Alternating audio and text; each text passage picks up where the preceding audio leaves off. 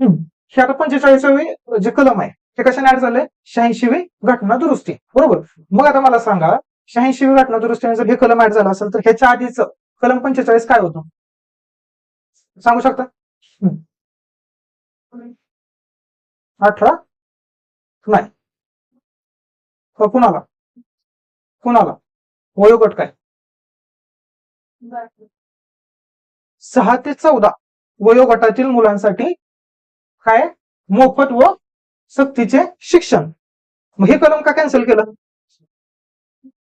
कुठं गेलं? कलम मूलभूत हक्कामध्ये गेलं, कलम 21A मध्ये, बरोबर. कलम 21A मध्ये जे गेलंय कलम 21A काय आहे? तर 6 ते 14 वयोगटातील मुलांना मोफत व सक्तीचे शिक्षण. हे आधी कलम कोणतं होतं 86 घटना दुरुस्तीच्या आधी? तर हे 45 कलम होतं, बरोबर.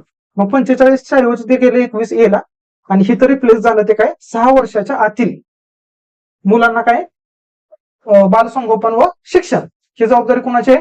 राज्याची आहे. असं कशात टाकलं गेलं? डीपीएसपी.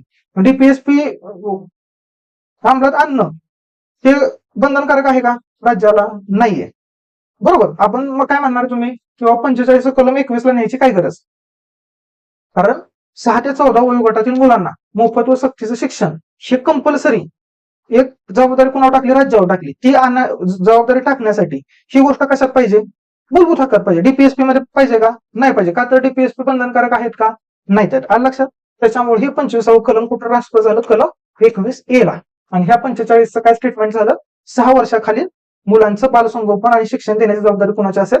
राज्याची असेल.